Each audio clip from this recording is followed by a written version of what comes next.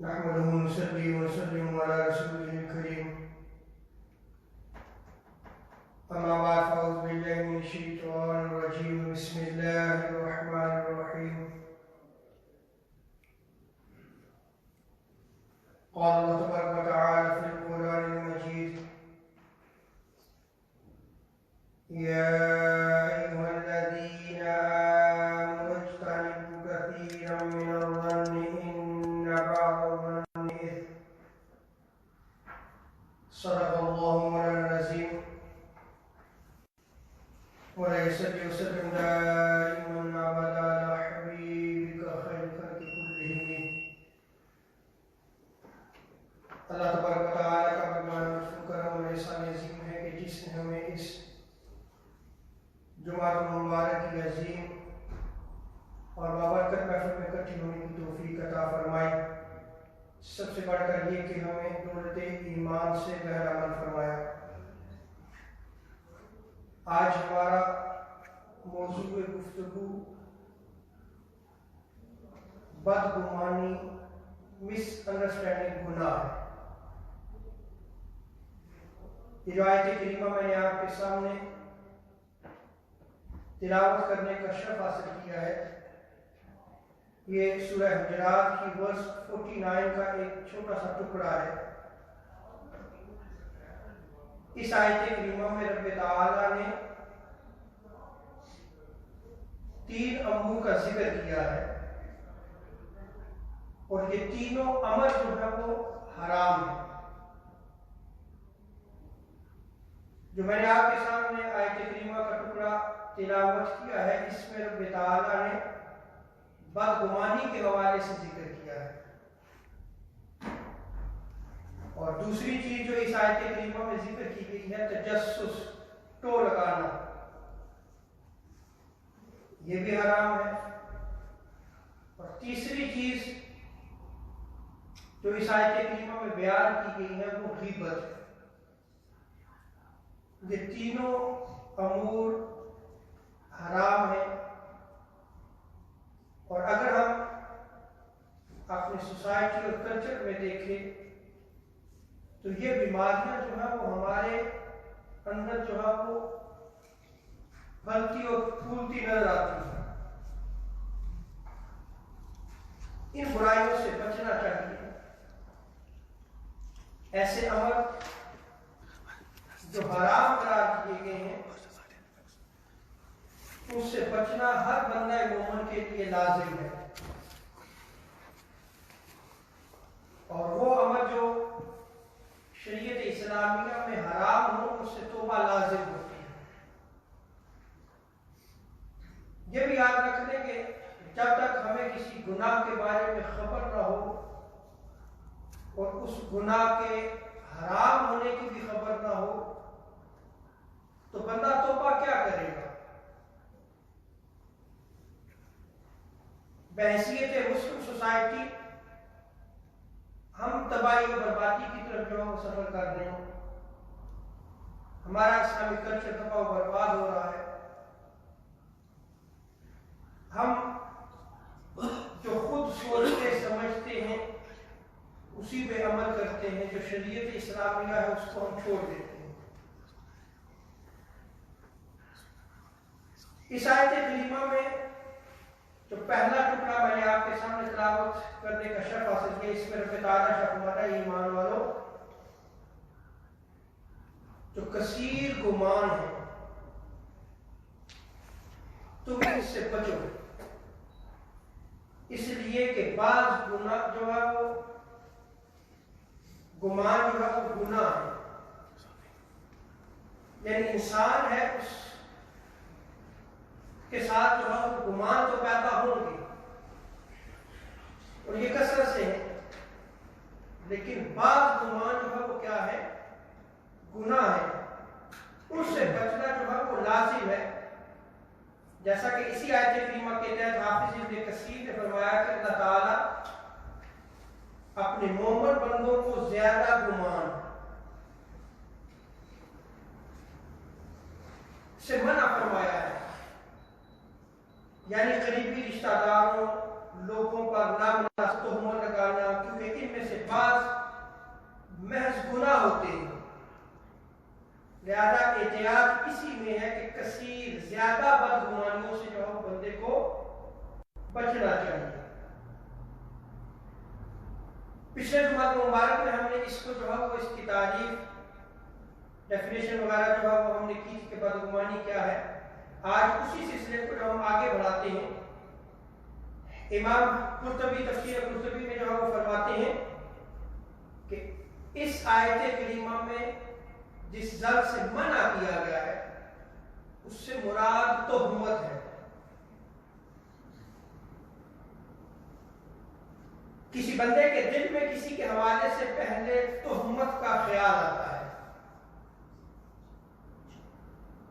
پھر وہ ولا تجسسوا کے تحت جو ہے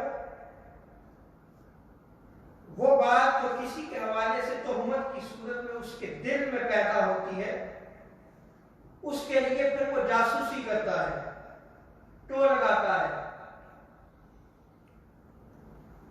سو گناہ کی ابتدا جو ہے وہ تہمت اور سوء ظن کی صورت میں پیدا ہوتی ہے۔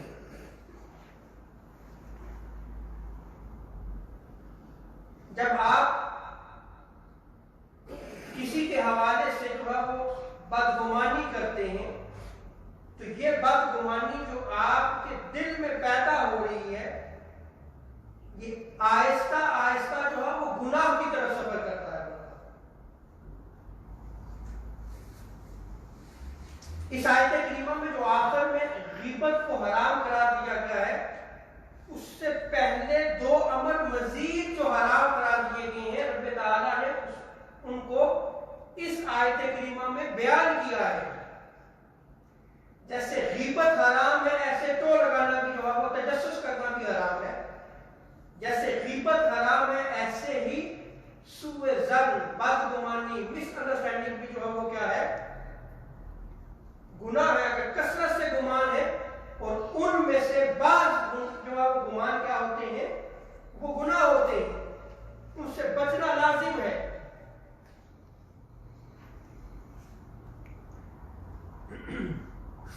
تو جب بندہ سوء ظن رکھتا ہے،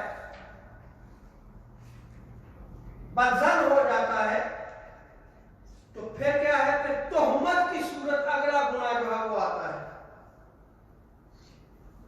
پھر کیا کرتا ہے، وہ جاسوسی کرتا ہے اس حوالے سے جس کے حوالے سے بدگمانی ہوئی، وہ مجلس میں بیٹھ کے جو ہے وہ بحث و تمیز کرتا ہے کہ فلاں چیز ہے، اس بندے میں فلاں چیز ہے، پھر توجہ سے دیکھتا ہے اس بندے کی طرف کہ مجھے اس کا عیب ملے، کیونکہ وہ جو بیماری اس کے دل میں پیدا ہوئی ہے، اب وہ تجسس کرتا ہے اور وہ پروف حاصل کرنا چاہتا ہے کہ جو گمان میں نے کیا ہے وہ بدگمانی کی صورت میں، تہمت کی صورت میں، اب وہ کہتا ہے کہ میں جو ہے وہ اس کو پروف کروں تاکہ جو ہے وہ لوگوں کو بیان کروں کہ یہ دیکھیں یہ کتنا برا شخص ہے۔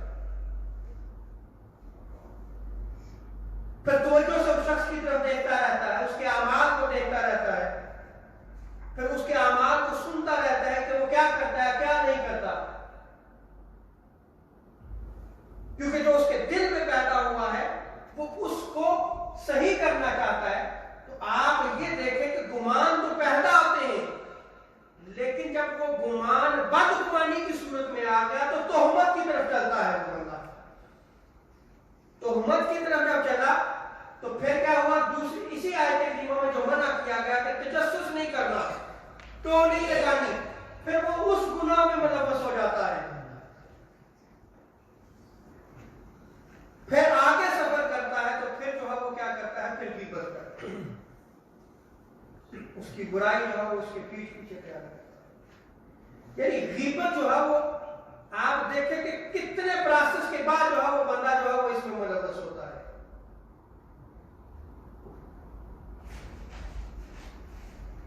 اسی لیے حضور علیہ السلام نے ارشاد فرمایا کہ تم بدگمانی کرنے سے بچو، کیونکہ سب سے جھوٹی بات جو ہے وہ بدگمانی ہے۔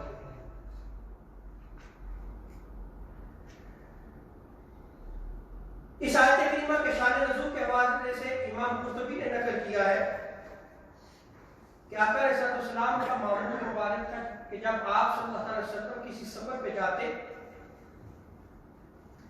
تو ایک محتاج جو ضرورت مند ہوتا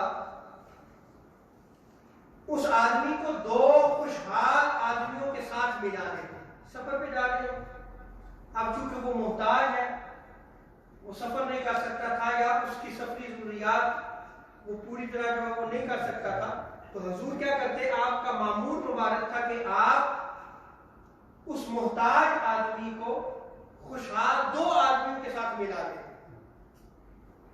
اب وہ کیا کرتا کہ وہ ان کی خدمت کرتا، کھانا وغیرہ بنا دیا، کوئی اور جو ہے وہ کام ہوا تو وہ اس نے کر دیا، لیکن جو ہے وہ سفر میں ساتھ چلا. راوی بیان کرتے ہیں کہ ایک سفر میں آقا علیہ السلام نے حضرت سلیمان فارسی رضی اللہ تعالیٰ عنہ کو دو خوشحال آدمیوں کے ساتھ جو ہے وہ ملا دیا. اب سفر شروع ہو گیا. دوران سفر جو ہے کسی جگہ ٹھہراؤ کیا، پڑاؤ کیا، اسٹے کیا، تو حضرت سلیمان فارسی تھکے ہوئے تھے، تو تھکاوٹ کی وجہ سے جو ہے وہ آپ کو اونگ آئی اور آپ سو گئے. وہ دونوں آدمی جو ہے وہ باہر گھومنے پھرنے کے واپس آئے، بھوک لگی ہوئی تھی، تو انہوں نے سوچا ہوگا کہ کھانا جو ہے وہ تیار ہوگا. آگے آئے تو کھانا نہیں تھا. پوچھا بھائی کھانا نہیں تیار کیا آپ نے؟ حضرت سلیمان فارسی رضی اللہ تعالیٰ عنہ نے فرمایا کہ میں سو گیا تھا، کھانا تیار نہیں ہو سکا. انہیں شدید بھوک لگی، دونوں نے کہا کہ جاؤ حضور کے پاس جاؤ. بھوک لگی تھی تو ان صحابی کو کیا کہا کہ تم جو ہے حضور کی بارگاہ میں جاؤ.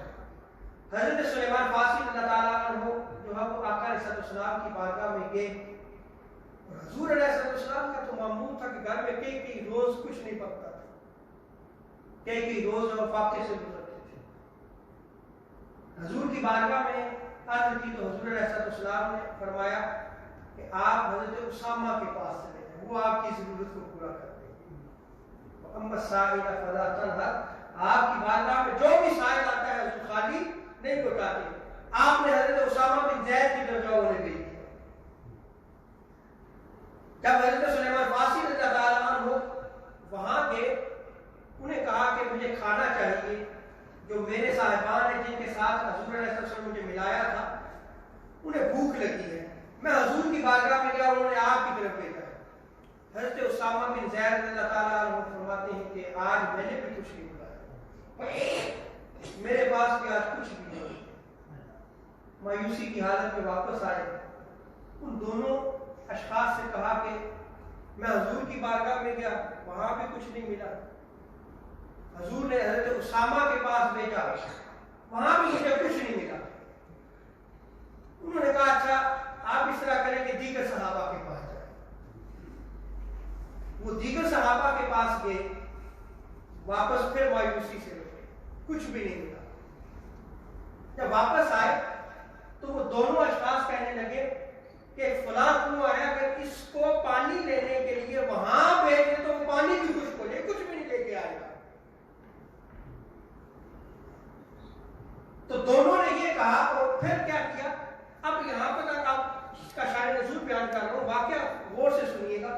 ان دونوں نے کہا کیوں نہ ہم جو خبر لیں کہ کیا یہ حضرت اسامہ کے پاس گئے بھی تھے یا نہیں گئے، حضور کی بارگاہ میں گئے بھی تھے یا نہیں گئے تھے. آئے خبر لیتے ہیں کہ شاید ان کے پاس کھانا ہو، وہ یہ لے کے ہی نہ آیا ہو. وہ دونوں اشخاص جو ہے وہ حضرت اسامہ بن زید کی طرف چلے گئے. حضور نے دیکھ لیا. آقا علیہ السلام نے جب دیکھا تو جب وہ باہر آ رہے تھے، حضور نے کیا فرمایا کہ تم دونوں گوشت کھا کے آ رہے ہو. عرض کیا رسول اللہ گوشت نہیں کھایا، کچھ بھی نہیں کھایا. فرمایا نہیں، تم سلیمان فارسی اور اسامہ بن زید کا گوشت کھا کے آ رہے. دیکھ لیں، یعنی تجسس کی طرف نکلی، ان کی غیبت کی، ان کی برائی بیان کرنا، یہ کھانا نہیں لے کے آیا. اب یہ چھوٹی چھوٹی باتیں ہیں لیکن ان میں سبق ہے. پھر یہ آیت کریمہ نازل ہوئی کہ ایمان والو، کثرت سے جو ہے وہ گمان پیدا ہوتے ہیں اور ان میں سے بعض گمان جو ہے وہ گناہ ہوتے ہیں، سو تم ان سے بچو. امام ابن جریر، ابن منذر، ابن ابی حاتم اور امام بہقی نے شعب الایمان میں لکھا ہے کہ جب یہ آیت کریمہ نازل ہوئی تو اس سے جو ہے وہ مومنین کو رب تعالیٰ نے ہر بندہ مومن کو منع کر دیا کہ وہ دوسرے مومن کے بارے میں جو ہے وہ بدگمانی رکھے. ام المومنین سیدہ عائشہ صدیقہ رضی اللہ تعالیٰ عنہ فرماتی ہیں، اس روایت کو امام جلال الدین سیوطی رحمۃ اللہ تعالیٰ علیہ نے عبد المنصور میں نقل کیا ہے. آقا علیہ السلام نے ارشاد فرمایا کہ جس کسی نے اپنے بھائی کے ساتھ سوء ظن رکھا، بدگمانی رکھی، تحقیق اس نے اپنے رب کے ساتھ بدگمانی رکھی. آپ دیکھ رہے بدگمانی بندہ مومن سے رکھ رہا ہے. حضور کا ارشاد فرماتے ہیں کہ وہ اپنے رب سے بدگمان ہے. حضور ارشاد فرماتے ہیں اس لیے کیونکہ اس نے اللہ تعالیٰ نے جو منع کیا ہے کہ اے ایمان والو تم بدگمانی نہ کرو، بدگمانی سے بچو، اور وہ جو ہے وہ بندہ کیا کر رہا ہے؟ بدگمانی کر رہا ہے.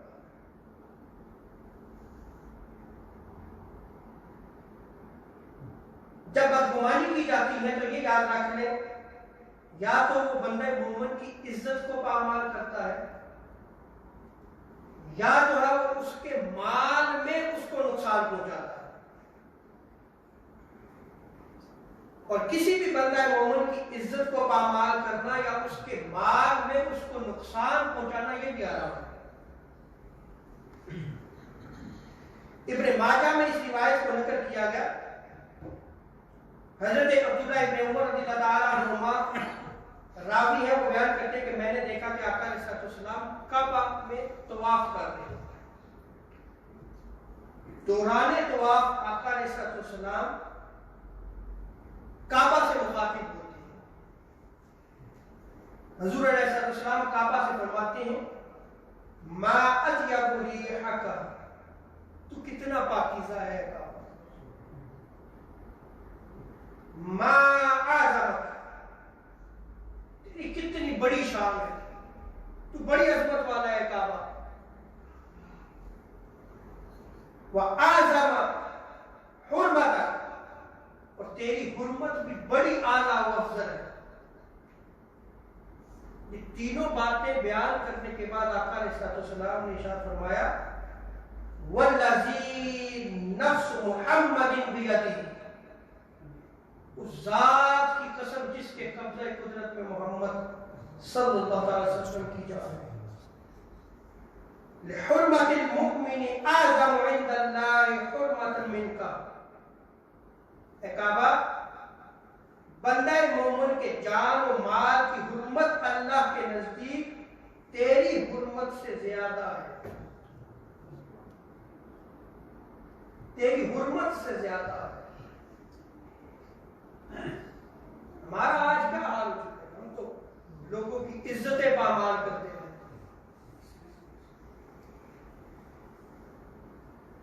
ہم کسی کو نقصان پہنچانا چاہے تو اس کے مال میں بھی نقصان پہنچاتا. حضور علیہ السلام نے فرمایا کعبہ کو مخاطب کر کے کہ مومن کے جان و مال کی حرمت اللہ کے نزدیک تیری حرمت سے زیادہ ہے. وَأَن تَظُنُّ بِهِ إِلَّا خَيْرًا، اور بندہ مومن کو چاہیے کہ وہ دوسرے مومنین کے لیے جو ہمیشہ اچھا گمان رکھے، بدگمانی نہ کرے. حضرت عمر فاروق رضی اللہ تعالیٰ عنہ آپ فرماتے ہیں کہ کسی شخص کے لیے یہ جائز نہیں ہے کہ وہ اپنے مسلمان بھائی کی کوئی بات سن کر اس کے متعلق جو ہے وہ پھر بدگمانی کرے. کسی سے سنی، کسی نے بیان کیا اور آپ جو ہے وہ بدگمانی کرنا شروع کر. آپ فرماتے ہیں خبردار ایسا نہ کرو، اللہ نے منع کیا، یہ حرام امور میں آتا ہے.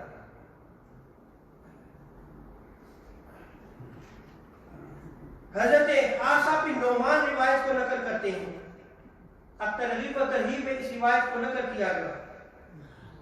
آقا علیہ السلام ارشاد فرماتے ہیں کہ 3 چیزیں میری امت کو لازم ہیں، میری امت جو ہے وہ ان سے بچ نہیں سکے گی۔ 3 چیزوں کو حضور علیہ السلام نے کہا، فرمایا پہلی چیز جس سے میری امت نہیں بچ سکے گی وہ ہے بدشگونی۔ بدشگونی کسے کہتے ہیں؟ کہ آپ جا رہے ہیں، راستے سے کالی بلی آئی، راستہ کاٹ گئی، آپ بدشگونی لے لیں گے، کالی بلی راستہ کاٹ لیا، بلی نے رونا شروع کیا، آپ جو ہے وہ کسی کی موت کا سبب قرار دیں کہ وہ بلی روئی ہے اس لیے فلاں بندہ مار گیا۔ آج دیکھ رہے ہیں کس قدر یہ بات گمانی آسان ہے۔ حضور نے کیا چاہا میری امت اس سے بچ نہیں سکے، لیکن حضور نے بچنے کا طریقہ آگے بیان کیا، میں اس روایت کو نقل کرتا ہوں۔ یہ بدشگونی ہے، یہ نہیں کرنی چاہیے۔ یا آپ کام پہ نکلے، آپ کا کام ٹھیک نہیں ہوا، آپ نے اس کو جا کر تیرے منحوس جا کے میرا کام بھی نہیں ہوا، آپ نے بدگمانی کر، بدشگونی کی۔ دوسری چیز آقا علیہ السلام ارشاد فرماتے ہیں حسد، میری امت اس سے بھی نہیں بچ سکتی کہ فلاں کے پاس اتنی جائیداد ہے تو میرے پاس کیوں نہیں ہے، فلاں جو ہے وہ اتنا کامیاب ہے میں کیوں نہیں کامیاب ہوا۔ اور یہ حسد جو ہے وہ بندے کی نیکیوں کو تباہ و برباد ہے۔ تیسری چیز آقا علیہ السلام نے ارشاد فرمائی کہ میری امت اس سے بھی نہیں بچ سکے گی، اور وہ ہے بدگمانی۔ وہ کیا ہے؟ بدگمانی۔ آج ہماری سوسائٹی میں دیکھ لیا، ایک آدمی نے عرض کی یا رسول اللہ صلی اللہ علیہ وسلم جن میں یہ تینوں چیزیں پائی جائیں تو کون سی چیز ہے کہ وہ ان 3 چیزوں کو ختم کر سکتی ہے؟ آج بحثیت امت دیکھیں کہ تینوں چیزیں ہمارے اندر پائی جاتی ہیں، اور حضور علیہ السلام نے طریقہ بھی بتا دیا، تو ہمیں جو ہے وہ ان بیماریوں سے چھٹکارا حاصل کرنا چاہیے، ان سے نکلنا چاہیے۔ تو حضور علیہ السلام نے ارشاد فرمایا کہ جب تو حسد کرنے لگے تو اللہ کی بارگاہ سے کثرت سے استغفار کر، حسد کی بیماری سے نکل جائے گی۔ حسد نہیں کرے گا کہ فلاں کیا کما رہا ہے، فلاں کے پاس اتنی جائیداد، فلاں بڑا پیسے والا ہے، فلاں یہ ہے، فلاں یہ۔ کثرت سے استغفار کرو۔ اور حضور علیہ السلام نے دوسری چیز یہ فرمائی کہ جب کوئی بدگمانی پیدا ہو تو پھر اس کی تحقیق نہ کرو، ریسرچ نہ کرو، ٹونا لگاؤ، تجسس نہ کرو، پھر رک جاؤ وہاں پہ۔ اور تیسری چیز آقا علیہ السلام نے فرمائی کہ جب تو بدشگونی کرے تو پھر اس کی طرف توجہ نہ دے، بدشگونی نہ لے، چھوڑ دے اس معاملے کو۔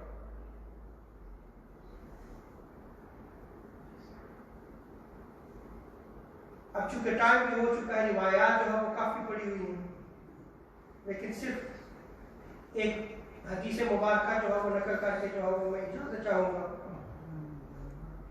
بدگمانی والی جگہ سے بھی بندے کو بچنا چاہیے۔ ایک تو خود جو ہے وہ بدگمانی نہ کرے، لیکن بندہ مومن کو خود بھی چاہیے کہ وہ تہمت والی جگہ پہ خود بھی نہ ٹھہرے، یہ اپنی بھی ذمہ داری بنتی ہے، تاکہ دوسرا شخص جو ہے وہ گناہ میں ملوث نہ ہو۔ ہم خود گناہ سے بچتے ہیں تو دوسرے کو بھی گناہ سے بچانا چاہیے، دوسرے کو بھی گناہ سے بچانا چاہیے۔ خود ہم تہمت والی جگہ پہ کھڑے نہ ہو تاکہ جو ہے وہ کوئی شخص ہمارے خلاف بدگمانی نہ کر سکے۔ حضرت انس بن مالک رضی اللہ تعالیٰ عنہ روایت کرتے ہیں کہ رمضان المبارک میں حضور علیہ السلام نے اعتکاف فرمایا تو ایک زوجہ آقا علیہ السلام سے ملاقات کے لیے تشریف لائی۔ رات کا وقت تھا تو والسلام نے ان کو گھر تک چھوڑنے کے لیے جو ہے وہ آپ مسجد سے باہر تشریف لائے تاکہ میں جو ہے آپ کے حجرہ مبارک تک ان کو چھوڑا. جب آپ چھوڑنے جا رہے تھے تو راستے میں کچھ صحابہ بیٹھے ہوئے تھے. حضور آگے تشریف لیں گے پھر واپس تشریف لائے. فرمایا میرے ساتھ جو ہے میری زوجہ ہے، جو میں جن کے ساتھ جا رہا ہوں یہ میری زوجہ ہے. صحابہ بیٹھے ہوئے تھے، رسول اللہ آپ کے بارے میں کون بدگمانی کر سکتا ہے؟ برا گمان کیسے ہمارے جو ہے وہ گمان پہ پیدا ہو سکتا ہے؟ تو حضور علیہ السلام نے ارشاد فرمایا ایسے نہیں، شیطان ابن آدم میں خون کی طرح پھرتا ہے، خون کی طرح پھرتا ہے. تو گویا حضور علیہ السلام نے سبق دے دیا کہ کسی تہمت والی جگہ پہ آپ کو پہلے جو بچنا چاہیے، لیکن اگر آپ کو گمان ہو جائے کہ یہ بد گمان ہو سکتا ہے تو اس دوسرے بندے کو کلیئر کر دینا چاہیے تاکہ جو ہے وہ گناہ سے بچ سکے. یہ آیت کریمہ کا صرف پہلا حصہ جو ہے وہ میں نے آپ کے سامنے اس کی شرح بیان کی ہے. 2 جمعے جو ہے وہ میں نے اس پہ لگائے ہیں، لیکن اس پہ جو ہے کافی روایات میں پڑھی ہوئی تھی، لیکن اتنا معنی و مفہوم جو ہے وہ آپ سمجھ چکے کہ بدگمانی جو ہے وہ کیا ہے، حرام ہے، اس سے بچنا چاہیے. اگلے جمعہ مبارک میں اسی آیت کریمہ کا اگلا حصہ جو ہے ہم اس کی شرح کریں گے. رب تعالیٰ جو ہمیں عمل کی توفیق عطا فرمائے. وما علیہ الا البلاغ.